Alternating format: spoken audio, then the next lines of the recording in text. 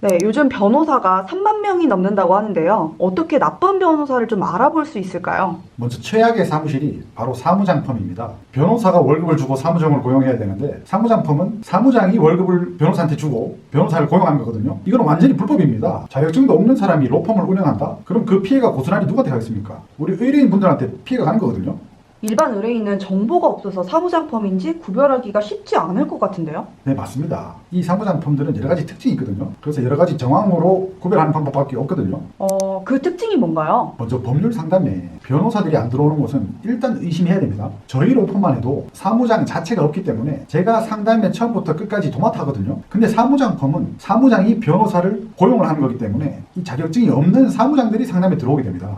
그리고 결정적으로 변호사 선임료를 변호사가 아니라 사무장이 결정한다? 이거 뭔가 딱 봐도 느낌 이상하지 않습니까? 변호사가 주체가 되는 게 아니라 사무장이 주체가 돼서 법률 상담이 이루어진다는 느낌이 드시면 일단 그 사무실은 피하셔야 합니다. 이게 굉장히 중요한 정보네요.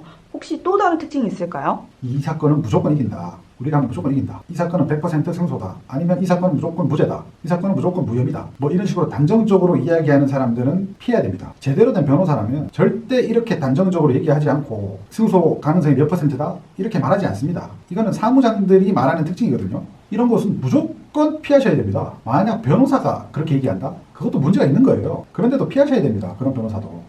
왜 그런 거죠? 이게 자신이 있어서 혹시 그런 건 아닌가요? 절대 수사나 재판에서 100%라는 것은 없습니다. 무슨 변수가 있을지 모르기 때문에 이런 변수들에 대해서 재판이나 수사에 향방과 관련하여 설명을 드리고 사실관계를 종합해서 방향을 제시해 드리는 게 좋은 변호사지 100% 이기니까 돈만 가져와라. 이게 무슨 변호사입니까? 사기꾼이죠. 오죽하면 이런 우스갯소리도 있겠습니까? 서초동에 걸어다니는 사람의 반은 변호사고 반은 사기꾼이다. 그만큼 사건 브로커 사무장들이 많다는 얘기거든요. 이런 사람들은 절대 이길 수 없는 사건들도 무리하게 사건 수임부터 하고 나서 수임 능력이 없는 변호사한테 사건을 던집니다. 선임료의 20%에서 많게는 50%까지 받고 사건을 넘기는 거거든요. 애초에 이길 수 없는 사건인데 의뢰인들이 사기를 당해서 선임을 하는 겁니다. 이 사무장들은 사건 던지고 나서 책임 안 지거든요. 그래서 감옥 다녀오신 분들도 굉장히 많아요. 전문성 없는 사람들의 말을 믿고 피해를 보는 것은 결국 의뢰인이고 국민들입니다. 변호사 선임하시기 전에 많은 분들이 이 영상을 꼭 보셨으면 좋겠는데요. 혹시 사무장펌 외에 나쁜 변호사를 좀 구별하는 방법이 있을까요? 굉장히 저가에 수임하는 변호사들은 또 걸러야 됩니다.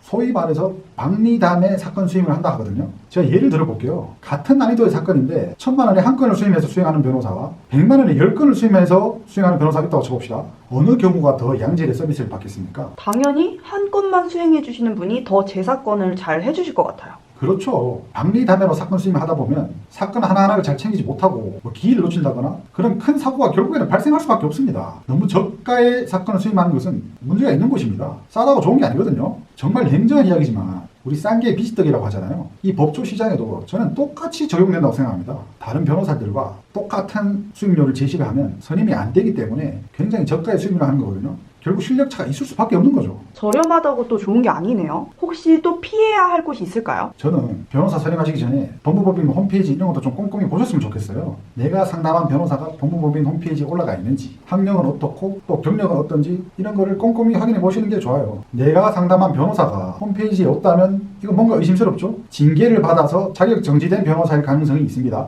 그리고 학력이나 경력이 제대로 기재되어 있는지 꼭 살펴보세요. 학력이나 경력이 기재되어 있지 않다면 뭔가를 또 숨기고 있을 가능성이 있거든요. 그리고 의뢰인을 무시하고 일을 진행하는 변호사도 피해야 됩니다. 소장이든 답변서든 의견서든 모든 서면은 기관에 제출되기 전에 먼저 의뢰인에게 보여주고 의뢰인이 수정사항이 없다고 얘기를 해야 제출하는 게 맞잖아요. 그런데 이런 절차가 번거롭다 보니까 자기 마음대로 써서 그냥 제출해버리는 변호사도 있거든요. 굉장히 나쁜 변호사죠. 이런 변호사도 피해야 됩니다. 그리고 의뢰인이 하자고 하는 대로 다 써주겠다는 변호사도 피해야 됩니다. 정말 실력 있는 변호사라면 의뢰인이 하자고 하는 대로만 하지 않습니다. 의뢰인으로부터 사실관계를 듣고 최상의 결과를 이끌어낼 수 있는 방향을 제시하는 게 저는 변호사의 책무라 생각하거든요. 의뢰인이 원하는 그 주장의 방향이 패소로 이어질 것이 뻔한데도 불구하고 이를 알면서도 제대로 된 방향을 설정해주지 않는다? 그것도 문제인 거죠. 인생이 걸린 문제이기 때문에 변호사를 찾으시는 거잖아요. 그래서 많은 분들이 변호사 선임하시기 전에 제 영상을 보시고 나쁜 변호사들은 피하시고 실력 있는 변호사님들을 잘 선임하셔서 좋은 결과가 있기를